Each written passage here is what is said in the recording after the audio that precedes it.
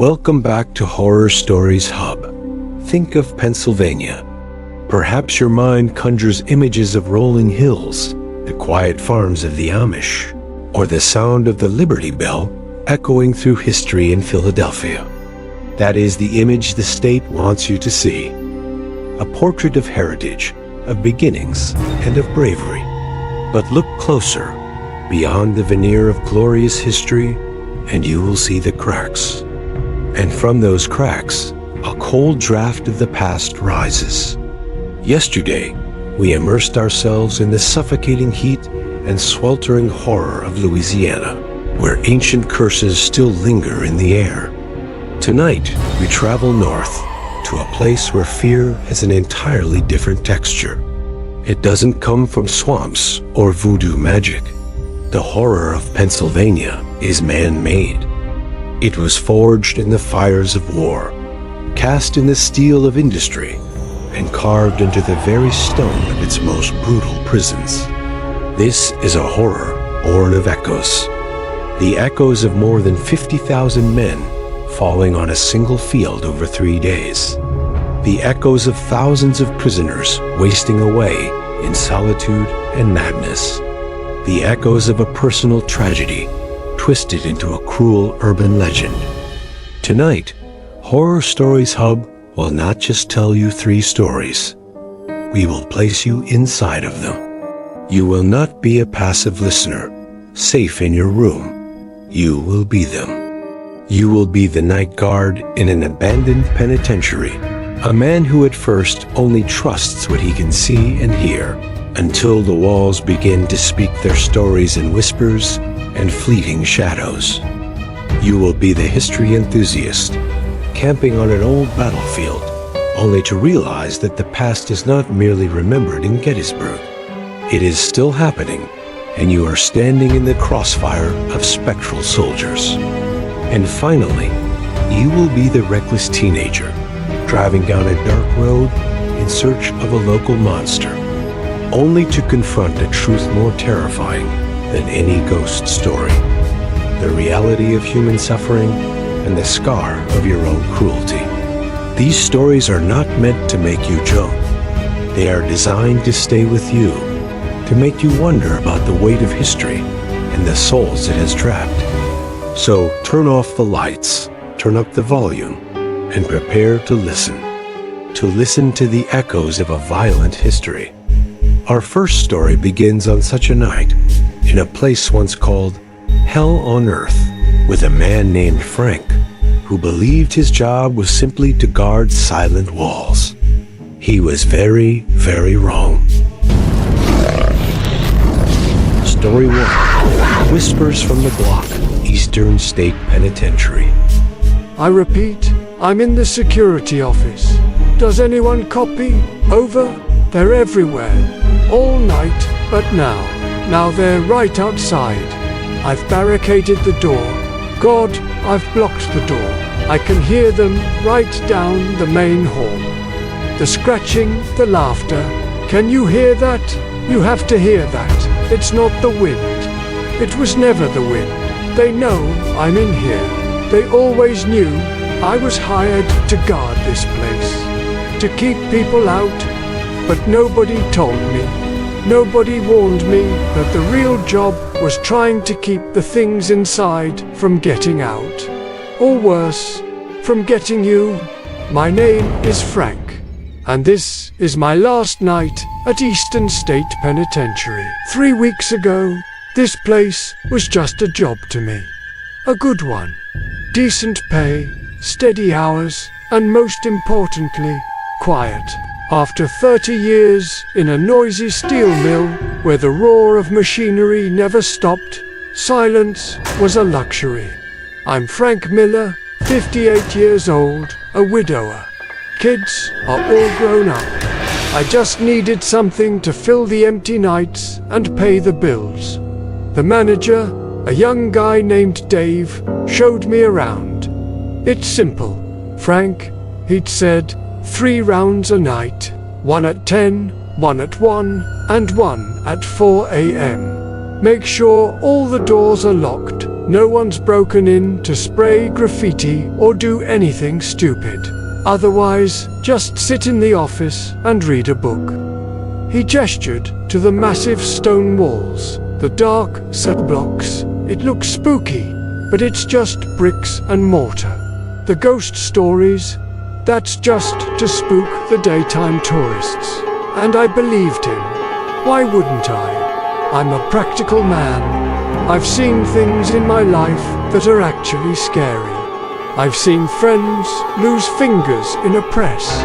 I sat by my wife's side as cancer slowly stole the life from her. Ghosts and moans. That's stuff for the movies. Those first few nights were peaceful. Truly, I'd make my rounds. The sound of my own footsteps, the only thing echoing in the wheel-spoke corridors. The beam of my flashlight would glide over rusted iron doors and peeling paint. I could feel the weight of history here, sure. You could almost sense the desperation that once soaked this place. But it was an abstract feeling, like visiting a museum. It was the past, dead and buried. I had my thermos full of black coffee, a stack of old novels, and the silence I'd craved. Sometimes I'd stand in the central guard tower, looking down the radiating corridors, and feel a strange sense of power. I was the king of an empty castle, a castle of stone, silent and harmless. I thought I had found the perfect job to take me to retirement. That peace, thinking back on it now, it's more terrifying than the screams. It was the calm before the storm. A sweet lie. The first crack appeared near the end of my first week. It was so small it was almost nothing. I was in the middle of my 1 a.m. patrol, walking along Cellblock 7. Have you ever been in a silence so deep you can hear the blood pulsing in your own ears? It was that kind of quiet. So when I heard it, it was like a gunshot. Just a single cough, dry and short. It bounced off the stone walls and was gone. I stopped dead, my heart picking up its pace just a little. My flashlight beam swept across the cell doors. All shut, a squatter, maybe. I called out, anyone in there? This is security. Only silence answered. I spent the next 20 minutes checking every cell in that section. Nothing, not a footprint, not a piece of trash. I told myself it was a trick of the acoustics. A stray cat outside, an echo from a distant street. Your mind can play tricks on you in a place like this. I wrote in my log, heard unusual noise, investigated, all clear, and I tried to forget it. But then, a few nights later, something else happened. It wasn't a sound this time. I was on my final patrol at 4 in the morning. I always start and end at the same point. I have a routine, a system. I knew for a fact, as sure as I know my own name, that I had checked and bolted every door in Cellblock 4. But as I came back around, the door to cell 28 was ajar. Just a crack, maybe an inch wide. My blood ran cold. That wasn't a mistake. That bolt is heavy and loud. You don't just forget to close it. I shined my light inside, an empty, dusty room. Nothing out of the ordinary. I slammed the door shut, the clang of metal echoing offensively in the quiet. This time, I put all my weight into sliding the bolt across. I went back to the office, trying to rationalize it. A change in temperature causing the metal to contract. The building settling, anything, any explanation was better than the thought that was beginning to form in the back of my mind. The thought that someone or something ... had opened it from the inside. That night, the coffee didn't taste as good, and the pages of my book seemed to stare back at me. My shell of reality had begun to crack. After the door, things began to escalate. The silence I once cherished now felt menacing. It wasn't empty anymore. It was the silence of a predator holding its breath. I started to feel it. A presence. You know the feeling, right? When the hairs on the back of your neck stand up, and you're just certain there's a pair of eyes on your back. I felt it in every corridor. I'd whip around, flashlight at the ready, but there was never anything there. Just my own shadow, stretched long and distorted against the walls, looking like some strange creature chasing me. Then the shadows started to move.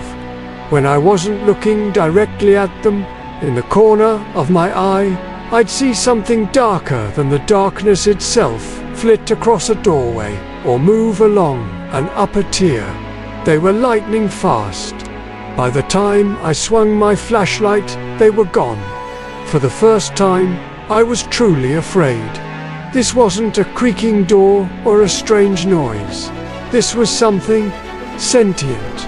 Something that was watching me, testing me. I tried to tell Dave, the manager. I called him one morning.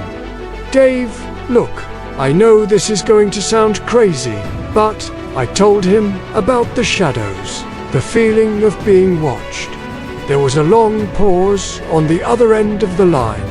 Listen, Frank, he finally said, his voice laced with a sort of pity.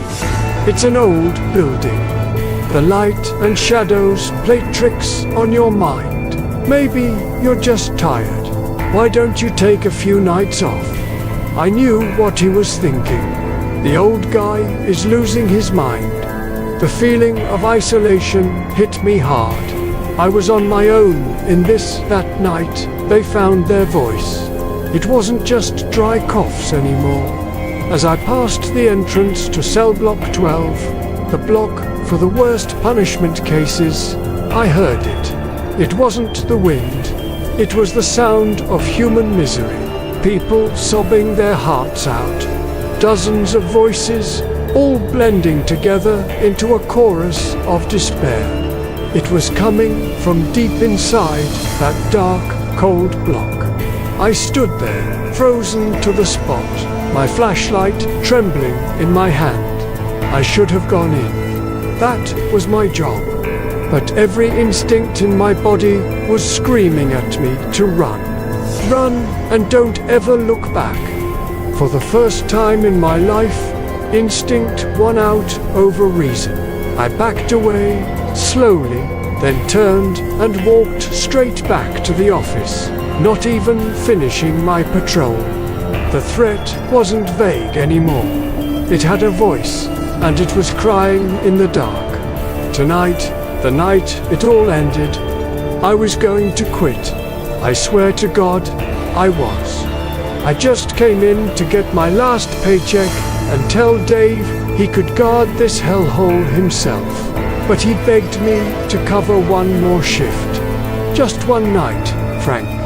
Your replacement called in sick. I'll pay you time and a half. Like a fool, I agreed. The money, it seemed important at the time. Tonight, they weren't playing games. From the very first patrol at 10 o'clock, the air was different. It was thick, heavy. The very atmosphere felt hostile. As I walked, I didn't just hear crying. The entire prison came alive. Cell doors rattled in their frames. Angry shouts assaulted me from all sides. Get out. You'll die in here. Voices filled with hate. I tried to run, but my feet felt like lead. I stood in the central rotunda, spinning, my flashlight beam cutting frantically from one block to the next, each one screaming its own private symphony from hell. Then, suddenly, it all stopped. The silence was worse than the noise. My ears were ringing. My heart was pounding so hard it hurt. And then, from Cellblock 12, I heard a single sound. This time, I knew it was a trap. I knew they were luring me there. But I didn't have a choice anymore. Some stubborn, protective part of me took over. I had to know. I had to see it with my own eyes. I walked towards Cellblock 12, each of my footsteps echoing loudly in the new silence. As I got closer, the heavy door to the block slowly creaked open. An invitation. I stepped inside. The air was ice-cold. My flashlight cut a path down the narrow corridor, flanked by pitch-black doorways. I walked towards the end, where Al Capone's cell was. And then, the massive door behind me. Slammed shut. I was locked in. Darkness consumed me as my flashlight flickered and died. I was plunged into darkness and sound. Laughter was right next to my ear, an icy breath on the back of my neck. I felt cold. Phantom fingers brush against my arm. I screamed, thrashing in the dark, tripping and falling to the floor. And then a voice whispered, as clear as if it were inside my own head. A raspy, malevolent voice. It said, ... Now you belong to us. I crawled. I clawed at the door until my nails bled. I screamed until my throat was raw. That's when I found my radio, scrambled into a corner, and made the call you heard at the beginning. I don't know how long I was in there. Minutes, hours, time had lost all meaning. I just remember being curled up in that corner, muttering prayers I'd long since forgotten. Then I saw it, a thin sliver of light under the door. Dawn. As the first light of morning touched the door, the sound stopped. The cold presence vanished. The door, the same one that had slammed and trapped me, was now slightly ajar, as if nothing had happened. I don't remember walking out. I just remember standing in the early morning sun, shaking uncontrollably. The prison looked normal again, just bricks and mortar. A lie. I didn't go back to the office. I didn't call Dave. I walked straight to my car, threw the radio and keys on the passenger seat, and drove away. I never looked back. It's been 6 months. I don't work nights anymore. In fact, I don't work at all.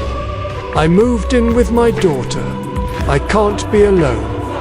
Especially not in the silence. I always have to have the TV on, or the radio, anything to drown out the echoes. But sometimes, in the dead of night, when the whole house is asleep, I still hear them. The muffled crying, the scrape of metal on stone, and that voice whispering from a dark corner of my bedroom. They say, soldiers bring the war home with them. Me, I brought the prison home. I walked into Eastern State Penitentiary as a guard, and I walked out as a prisoner, a permanent inmate of what I saw, heard, and felt within those walls. Some prisons don't have bars, and you carry them with you until the day you die. A prison without bars. That is what Frank brought back from Eastern State. A reminder that there are places where human suffering is soaked so deeply into the stone and mortar that it becomes a living entity, forever captive in the very place that destroyed it. Frank's horror was one of confinement, suffocation, and entrapment. But what happens when the prison isn't a building, but a landscape? Miles and miles of green grass growing over a blood-soaked past. What happens when the souls are not imprisoned by walls, but by the very moment of violence that tore them from their lives?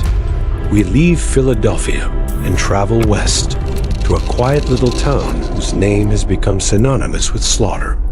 Gettysburg.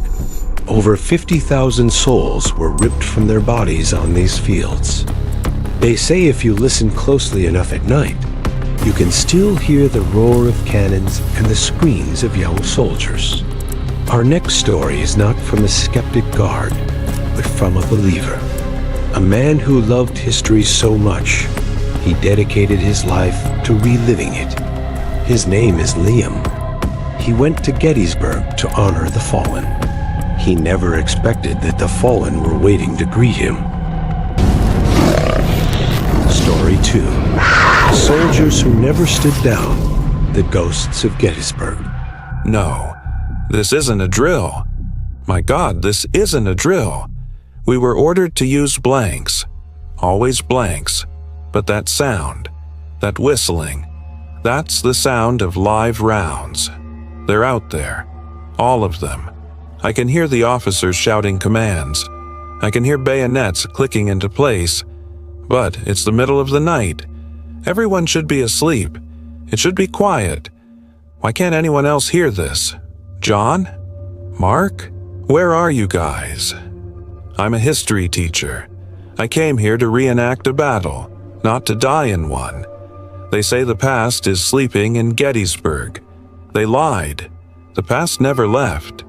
And tonight, somehow, I've stepped inside it. To me, Gettysburg was never a scary place.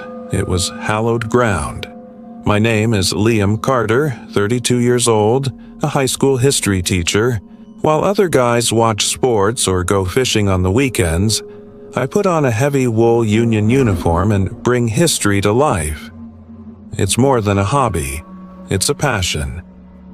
I'd spent months researching the 20th Pennsylvania Infantry, making sure every button on my coat, every stitch on my haversack was period accurate. When I put on the uniform, I wasn't Mr. Carter anymore. I was Private Carter, ready to defend Little Round Top. That weekend was the annual reenactment event. The atmosphere was incredible. Hundreds of us, both Union and Confederate, camping on the fields where history was made. During the day, we'd stage the battles for thousands of tourists. The smell of black powder thick in the air, the thunder of a coordinated musket volley, the roar of a charge. It's a powerful, visceral experience. It makes history tangible. I never bought into the ghost stories. I always found them disrespectful. These were real men who fought and died for what they believed in. Turning them into boogeymen to scare kids? It rubbed me the wrong way. I was here to honor them, not to hunt them. That evening, after the last demonstration had ended and the crowds of tourists had left, a profound sense of peace settled over the battlefield. Most of the other reenactors packed up and headed for motels. But a small group of us, the truly dedicated ones, had permission to camp overnight. We sat around the fire eating stew from iron pots, telling stories and laughing. As the sun went down, it painted the sky red above the silent monuments and cannons. It was hauntingly beautiful. I felt a deep, spiritual connection to this place, a reverence. I broke away from the group for a moment, walking to the edge of our camp, looking out over the vast fields under the moonlight. It was quiet, solemn, and, I thought, perfectly safe. The others had turned into their tents by 10 o'clock. I volunteered to stay up and put out the campfire. I enjoy the silence after a loud day. As the last embers died, the battlefield fell into a near total silence, just the sound of a light wind rustling the grass. And then I heard it, a flute melody, distant and so sad, a Civil War tune I'd heard 100 times. Ora Leia. I stood up, straining to hear. It had to be one of the other campers, someone as dedicated to authenticity as I was. But the sound felt old. It didn't have the clarity of a modern recording. It sounded like it was being carried on the wind itself. I listened for another minute, but it didn't return. I shook my head, figuring I was just imagining things. I crawled into my tent, feeling a little chilled. An hour or so later, I was woken up by a strange smell. It wasn't smoke from the doused campfire. It was a thick, unpleasant odor, the smell of rust and raw meat, a coppery, metallic stench, like a slaughterhouse. It seeped into my tent, making my stomach turn. I sat up, peering through the tent flap. Nothing out of the ordinary, just the night and the other silent tents under the moon. The smell vanished as quickly as it came. Must be a dead animal somewhere nearby, I told myself, though I didn't really believe it. I tried to go back to sleep, but my mind was restless. I kept looking toward Devil's Den, an area of massive boulders known for its fierce fighting. In the pale moonlight, the rocks looked like sleeping monsters. And on the ridge above it, on Little Round Top, I saw movement. Figures, dozens of them. They were moving in formation with a strange discipline. The others are getting an early start for tomorrow, was my first thought, but I squinted. They carried no flashlights. They moved in absolute silence, and their shapes. Something was wrong. They were thin, almost translucent against the moonlight. They moved with a strange, ghostly purpose, then melted into the darkness of the rocks and disappeared. I lay back down, my heart pounding. My eyes were playing tricks on me. They had to be. Right? Sleep wouldn't come. Every rustle of wind, every snap of a twig made me jump. I felt as if the entire battlefield was waking up around me, and I was the only one in the audience. Around 2 a.m., the escalation began in earnest. It started with the whispers. They seemed to come from everywhere, even from the ground beneath me. The voices of young men, filled with fear and pain. It wasn't modern English. Their cadence and their phrasing sounded old. Steady now, boys. Water. For the love of God, water. I don't want to die here. I covered my ears, but I could still hear them, as if they were inside my own head. This wasn't imagination anymore. This was something else. I summoned what courage I had left, unzipped my tent, and looked out. My nightmare had come true. About 50 yards from my tent, a figure was stumbling across the field. He wore a tattered Confederate uniform. One hand was clutched to his stomach, and I could see a dark patch there, even in the night. He wasn't walking on the grass. He seemed to be floating just above it. He looked around with an expression of utter loss and pain, and then he just dissipated, vanished into thin air. I scrambled back into my tent, gasping for breath. I fumbled for my phone. No signal. Of course, I was completely isolated, trapped. The wide-open battlefield I loved now felt like a giant cage, and I was inside with its ghosts. My reverence had turned to pure terror. They weren't abstract historical entities. They were trapped souls, reliving the most horrific moment of their lives. And I was getting a private performance. I don't know if I fell asleep or passed out from fear, but I was jolted awake by a roar. Not the roar of thunder. It was the roar of 100 cannons firing at once. The ground beneath my tent shook. The very air vibrated with the pressure. This wasn't whispers or lone figures anymore. This was a full-scale battle. I peeked outside, and what I saw will haunt me for the rest of my life. The field was no longer empty. Under a ghostly moonlight, thousands upon thousands of translucent soldiers were locked in combat. Lines of blue-coated Union troops were firing at charging waves of gray-clad Confederates. I could see the regimental flags snapping in a phantom wind. I could see the smoke pouring from the muzzles. I could see men falling, their spectral bodies convulsing before lying still. The screams of the wounded, the roars of the charging, the whistle of invisible bullets. It was hell. Hell, perfectly recreated. And then the unthinkable happened. A young soldier, no more than 17, in a Confederate uniform, stumbled and fell directly through the canvas wall of my tent. He collapsed on the floor, inches from me. He was transparent, his body shimmering like hot air. He looked right at me. His eyes didn't see me. They were looking at something far away, a horror I couldn't see. He reached a hand out toward me. His lips moved, trying to form a word. And then he dissolved. That was my breaking point. The small safety of my tent had been breached. History hadn't just surrounded me.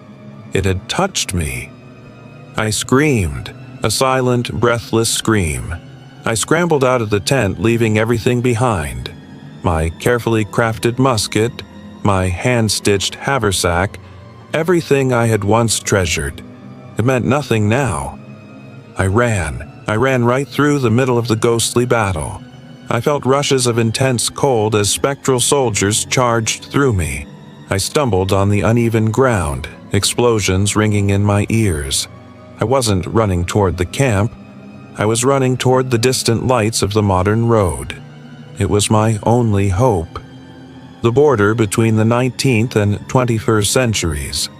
I just prayed I could cross it. I burst out of the tree line and fell onto the asphalt. A car's headlights washed over me, and the driver laid on the horn as they swerved to avoid me. The second my feet hit the pavement, it all stopped. The silence returned. No more cannons, no more screams, just the car's engine and the driver yelling at me. "Hey, buddy, are you crazy? I almost hit you." I looked up, back at the field. It was peaceful again, empty, just grass and silent monuments under the moon, as if nothing had happened. I couldn't explain. I just mumbled an apology to the driver, got up, and walked. I didn't go back to the camp. I walked the 3 miles to town, still in my muddy uniform. I had a friend pick me up the next morning. I told them I got sick. I've never told anyone the truth. Who would believe me? They'd think I was dreaming, or worse, insane. I never went back to historical reenacting. I sold all my gear. I even requested a transfer to teach world history at school. I can't face the Civil War anymore. What was once my passion is now the source of my deepest fears. Gettysburg is no longer a history lesson for me. It's an open wound in time. A moment of tragedy so profound it's forever playing on a loop. I went there to admire history from a safe distance, but I learned a terrifying lesson. You can't. Sometimes history doesn't want to be observed. It wants a participant. And that pain, once you've felt it, never truly leaves you. An open wound in time. That is what Liam found at Gettysburg. A reminder that some tragedies are too large, the pain too profound, that they become etched into the landscape itself, forcing the spirits of the past to replay their demise night after night. Liam's horror was one of scale, of history twisted into a never-ending nightmare. We have heard of ghosts born from confinement and ghosts born from conflict. But in our final story tonight, we will explore a more disturbing truth. That not all ghosts are dead. That not all monsters are supernatural. Sometimes, the most terrifying horror doesn't lurk in an abandoned prison or on an ancient battlefield. It lives on a dark country road, in the stories teenagers tell each other to test their courage. We travel now to western Pennsylvania, to a stretch of legendary road, home to an urban legend that has terrified generations. The legend of the Green Man or Charlie No Face. But this story will not be told from the perspective of an innocent victim. It will be told by one of the hunters. A man who, as a teenager, went looking for a monster in the night. The question his story asks is simple. What happens when you find that monster, only to realize it's a man? And what's more terrifying, what if you realize that the real monster all along was you? Story 3. The Man with No Face. The Legend of the Green Man. The silence, that's what I remember most. One moment, our car was filled with the shouts and stupid laughter of boys trying to be brave men. We'd found him. We'd cornered him. The game was over. And then, he turned. In the full glare of the high beams, we saw his face. And every sound in the world just stopped. The laughter died in our throats. The taunts vanished. All that was left was the silence. A heavy, awful silence of shame. We went looking for a monster, but we didn't find one. We found a broken man, and in that moment we realized the monster we were hunting was us. It was the summer of 1965. I was 17, and I had the two most important things in the world to a boy that age: a driver S license and a '58 Chevy Impala.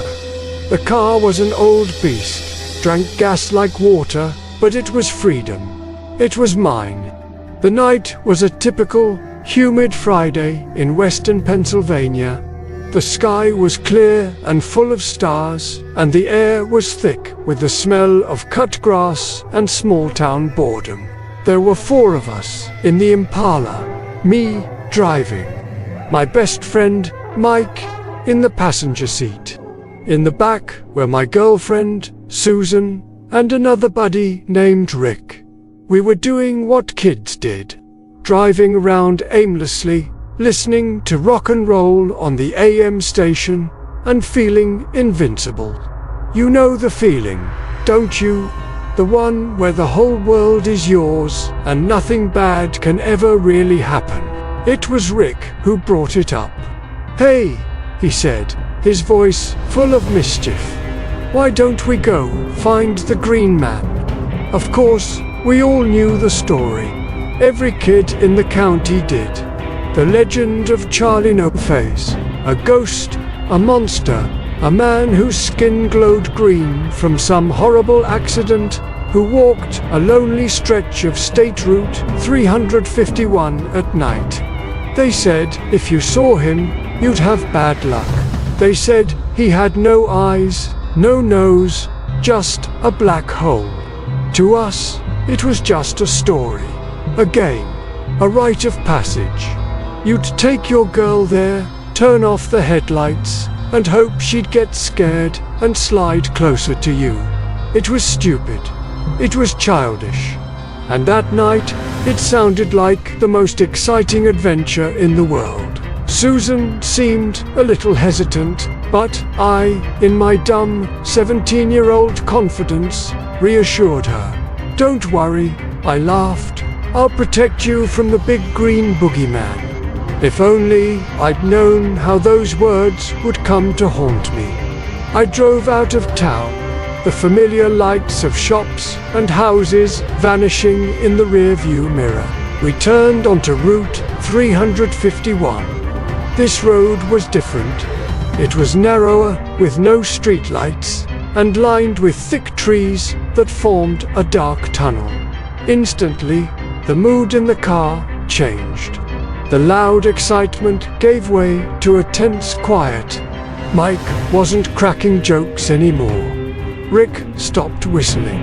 Even the rumble of the Impala's engine seemed to quiet down, swallowed by the darkness. The game didn't feel like a game anymore. "You sure this is the right road, Dave?" Susan whispered from the back seat, a tremor in her voice. "Positive," I said, trying to keep my own voice steady. But even I was starting to feel it. The darkness outside the windows wasn't normal darkness. It was deep. It felt like it was watching. We started telling the stories of the Green Man again, but not with excitement this time. We told them in hushed tones, as if we were afraid he might hear us. Rick swore his cousin saw him last week, and he was 7 feet tall with claws. Mike said he was the ghost of a burned electrical worker. Every story just layered on more fear. We were scaring ourselves, and it was working. I gripped the steering wheel, my knuckles white. Every shadow cast by my headlights looked like a moving figure. A deer darting across the road made us all scream. The laughter that followed was forced and nervous. Susan said quietly, "David, maybe we should go back." Part of me wanted to, but I was 17 and full of pride. In front of my friends and my girl, no way. Just a little further, I said. We're almost there. I had no idea where there was, but I said it anyway. The first crack wasn't a sound or a sight. It was the crack in our own phony courage. It was Mike who yelled first. "There, over there, I see him." He pointed to a dark spot far down the shoulder of the road. Adrenaline hit me like a physical blow. All the fear transformed into a manic excitement. This was it. This was real. "Where?" I shouted, squinting into the darkness. "Go, go," Rick urged from the back. I slammed my foot on the gas. The Impala roared and shot forward. The hunt was on. We weren't whispering anymore. We were yelling. We were laying on the horn, the sound tearing through the quiet night. We were a pack of teenage wolves, stupid and cruel, chasing a myth. The figure grew larger. It was definitely a person, a man, walking with his back to us. He was moving slowly, almost shuffling. "Come on, Dave, catch up to him. Hit the high beams. Hit the high beams." The excitement in the car was almost tangible. It was a mix of fear and power. The four of us, safe in our steel cage, terrorizing a lone pedestrian in the night. We didn't think of it that way then. We thought we were the heroes in our own horror movie. I drew closer, keeping a distance of about 20 yards. His form was thin, wearing a dark coat. He didn't seem to hear us, or maybe he was choosing to ignore us. "All right," I said, my heart hammering in my chest. "Everybody ready?" I was preparing for the grand moment. I would speed past him, flick on the high beams, and we'd all get our look at the monster from the legend. That was the plan. That was the climax of the game. I took a deep breath, my hands slick with sweat on the wheel, and I pulled the car into the opposite lane to overtake him. As my car pulled even with him, I flicked on the high beams. The bright white light flooded the road, illuminating the man in a cruel halo, and he turned. He turned and looked right at us. There was no green skin, no glowing eyes, no claws. There was no monster, there was just a man. A man probably my father's age. And his face, my God, his face. It was ruined. Horribly, terribly ruined. Where his nose should have been was just a scarred hole. One of his eyes was gone, the socket a deep pit. One of his ears was missing. His skin was a mangled mess of smooth, discolored scar tissue, the result of a terrible electrical burn I would later learn about. Maybe, in the dark, in a faint light, his damaged skin might have looked an odd color. But in the glare of my headlights, it just looked painful. The silence in the car was absolute. It crushed us. Mike's shout died on his lips. Rick just sat there, his mouth hanging open, and I looked into his eye, his one remaining eye. I expected anger. I expected hate. There was none. There was only an infinite sadness. a bone-deep weariness and resignation. He had seen cars like ours before. He had seen faces like ours before.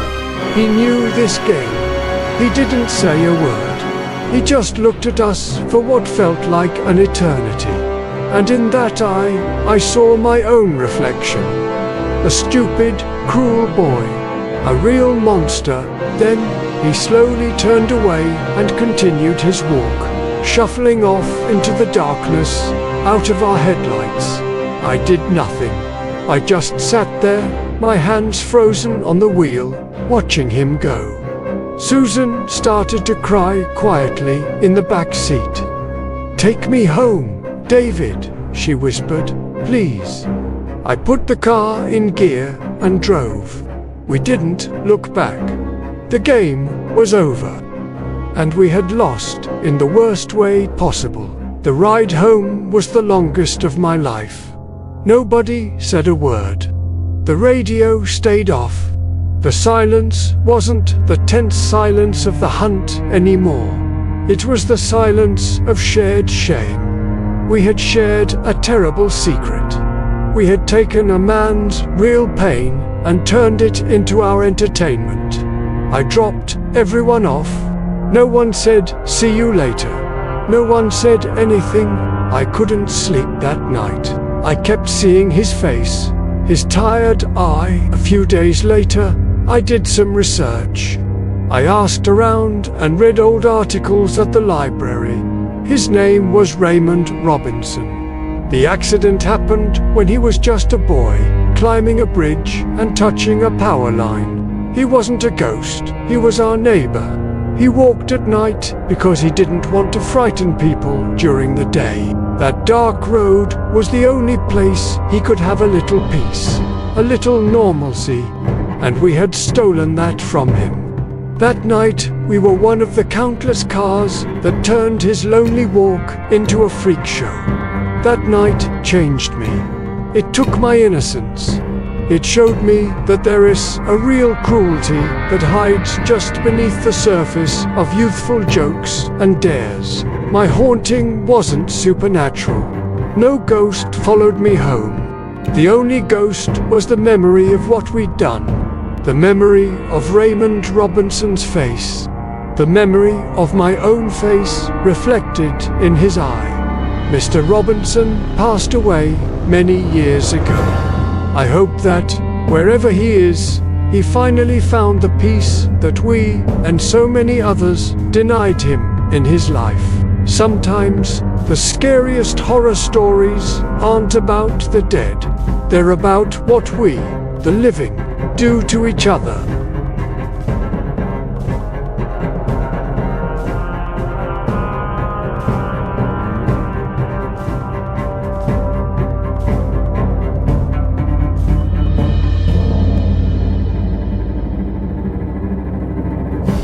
And then, there was only silence. The same silence that David and his friends left on that road. A silence heavy with guilt. Today, we have journeyed through 3 different layers of hell in Pennsylvania. We began in the suffocation of walls that remember, where the pain of 1,000 inmates soaked into the stone, creating a tangible nightmare for a lonely guard named Frank. We felt the horror of confinement, of being hunted in an enclosed space. Then we stepped out into the open, only to face a terror even grander in scale. We stood with Liam on a battlefield where the ground never forgets. We heard the roar of phantom cannons and witnessed a slaughter that history refuses to let end. That was the horror of a collective wound, a national tragedy too immense to ever fade. But perhaps the most terrifying echo we heard tonight was not the scream of a specter or a cry from a cell block. It was the silence in David's car. Our final story brought us to the most familiar and unsettling horror of all, the horror we inflict upon each other. Raymond Robinson was not a ghost. He was a human being, and his tragedy was not in how he died, but in how he was forced to live. turned into a monster by the folklore of his own neighbors. 3 stories, 3 echoes of a violent history. The echo of imprisoned suffering, the echo of forgotten sacrifice, and the echo of unintentional cruelty. Pennsylvania has shown us that the most terrifying ghosts aren't always the dead.